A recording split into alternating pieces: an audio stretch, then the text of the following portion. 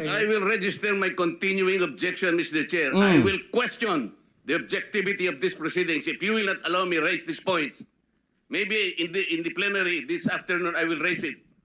Yun, good morning po mga kababayan at mga mahal po naming taga-subaybay. Ako po si Just Vlog at meron lang po akong breaking news po sa inyo. Breaking news po ito eh. Ganito po kasi nangyari mga kababayan. Sa umpisa pa lang po ng hearing sa Blue Ribbon, ngayon, kanina alas 9 nag-umpisa, ay syempre, in-acknowledge yung mga present na mga resource person o kaya mga testigo. Di pagkatapos niyan, na na-acknowledge po silang lahat, ay magsisimula na po sanang basahin nitong si Alcantara yung kanyang salaysay. Pero sumingit po itong si Senator Rodante Marcoleta. At meron siyang sinasabi mga kababayan na siya naman ang naging dahilan kung bakit nagkaroon ng masasabi nating biglaang komosyon o kaya tawag dito, mainit na nagkaroon ng medyo hindi pagkakaunawaan. Kasi merong gustong erase, merong gustong sabihin si Senator Marcoleta pero ayaw patuloyin nitong si Senator Ping Lacson. Ang gusto niya papagsalitain kagad itong si Alcantara mga kababayan. Meron pong ipinupunto rito si Senator Rodante Marcoleta na ayaw iparhinig o ayaw ipatuloy o ayaw isapubliko ni Senator Ping Lacson. At kung ano po yan mga kababayan, na siyang naging dahilan kung bakit nagkainitan dito sa Senado, eto po, panoorin po ninyo. Mr. Chair, I wish I can make a few clarificatory questions before we start. But these are prejudicial questions, Mr. Chair. Later. Let's hear first from the principal witness this morning. No, but these are prejudicial questions, Okay, Mr. go Chair. ahead. Foremost to my mind, Mr. Chair, is the integrity, the impartiality, and the objectivity of the proceedings of this committee. Mr. Chair, you were interviewed on Billionario Channel by Miss Pinky Webb. Basahin ko po, sabi niya, Senator Ping, para sa inyo, sino ba ang sabihin natin worth it or dapat na ikonsidera na state witness na ipasok man lang dito sa Witness Protection Program? And you responded, at this point between Diskaya and Bryce Hernandez, Mr. Chair, question is, does the chairman has the prerogative or the right to make judgment? No. That's my perspective, no? That's my personal opinion outside of the hearing or outside of this hall. So don't question my opinion. I am not questioning your opinion, Mr. Chair, but you are the Let's not chairman quarrel of this here. committee. Anyway, let's proceed with the You are not testimony of the interested in the prejudicial question that I am going to raise, Mr. Chair? Go ahead, you raise your Kaya nga sinasabi ko sa inyo eh, You're an questioning my investigator, opinion. we are investigating. Away kagad tayo rito. Mr. Chair, we are still Hearing is suspended. investigating. So nasuspend po yung session mga kababayan, sinuspindi ni Senator Ping Lacson dahil sa nagkakaroon na po ng komosyon eh. Nagkakainitan na po si Senator Marcoleta at saka si Senator Ping Lacson. Ito namang si Senator Ping Lacson mga kababayan, tama po si Senator Marcoleta po rito kahit hindi po kami abogado mga kababayan.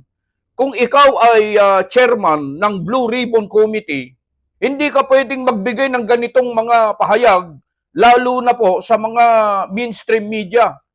Dito po kasi in-interview si Senator Ping Lacson sa Billionario Channel at sinabi niya na kung sino sa dalawa ang maging state witness, ang sabi niya at this point si Bryce. So kinukwestiyon po ito Hindi dahil doon sa kung sino man sa kanila ang maging state witness. Ang kinu-question dito ni Senator Marcoleta, mga kababayan, hindi siya pwede na magbigay ng judge o kaya hatol o kaya ng desisyon sapagkat siya ang chairman ng Blue Ribbon Committee. Yun ang kinu-question ni Senator Marcoleta. Sana po maliwanag po sa inyong lahat dyan kasi baka meron na naman na babangon na ganito na naman sasabihin. Hinaharang ni Senator Marcoleta ang investigasyon para hindi lumabas ang katotohanan. Baka meron na naman pong ganyan. Hindi po yun ang tinutumbok dito ni Senator Marcoleta. Ang tinutumbok niya rito, mga kababayan, ni Senator Marcoleta, maging patas ang investigasyon at dapat lumagay siya sa dapat niyang kalagyan. Chairman po kasi siya ng Blue Ribbon Committee, hindi siya pwedeng magbigay ng judgment sapagkat dito, sa interview niya sa Billionaire Channel, batay sa sinasabi ni Senator Marcoleta, maliwanag po na mayroon siyang kinakampihan. Mga kababayan, yun po yung point ni Senator Marcoleta rito, mga kababayan. Noong nag-resume yung session, mga kababayan, ito po naging kaganapan. Tuloy natin. Tinan nyo yung reaksyon ni Senator Ping Lacson, no? Hindi niya pinakikinggan yung... Session is resumed. Mr. Alcantara, you proceed. Thanks, Mr. Chair. Mr. Oh. Alcantara, you proceed. Ayan, no?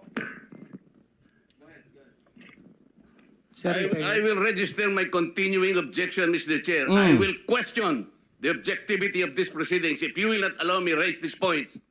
Maybe in the plenary this afternoon, I will raise it. Go ahead. Mr. Alcantara, you proceed with your statement. Your Honor, okay lang po bang makapag- Tinan nyo, tumayo dyan si Senator Marcoleta. Po?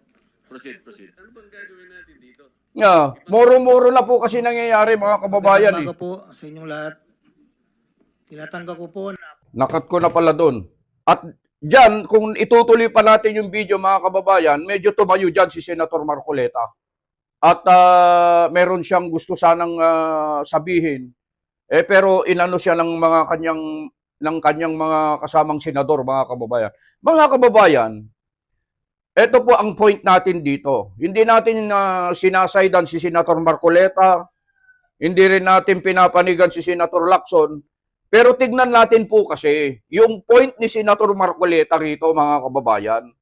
Yung point ni Senator Marcoleta, bakit siya nagbigay ng judgment na kung sino ang maging state witness, siya ang chairman ng Blue Ribbon Committee. Yun ang point dito, mga kababayan. Yun ang kinu-question dito ni Senator Marcoleta, mga kababayan. Kaya wag po kayong malilito, mga kababayan. Baka na naman kasi, katulad ng sinabi ko kanina, baka sabihin na naman ng iba na, ay, hinaharang ni... Hindi po ganun yun, mga kababayan.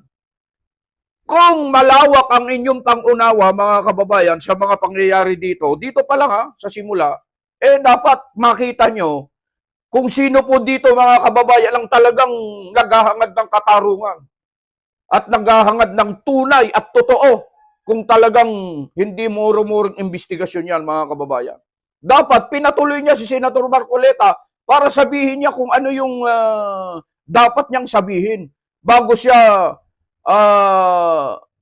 nila ipagpatuloy na magsalita o magsalay. Hindi naman hinaharang ni Senator Marcoleta yung magsasalita eh. Meron lang siyang gustong sabihin. Meron lang siyang gustong iparating sa mga kababayan at sa publiko na dapat nilang malaman tungkol sa bagay nito. Beno, mga kababayan, gumawa lang po kami ng ganitong content para malaman yung po nangyayari. At ngayon, kasalukuyan po na isinasagawa ang investigasyon, patuloy po tayong sumubaybay, mga kababayan, sa mga pangyayaring ito. Beno, muli po ang inyong lingkod, Just Vlog, bumabati po sa inyong lahat. Luzon, Visayas at Mindanao at sa lahat ng ating mga kababayan dyan sa abroad, ng isang magandang umaga at anuman po ang inyong ginagawa, lagi po kayong mag-iingat.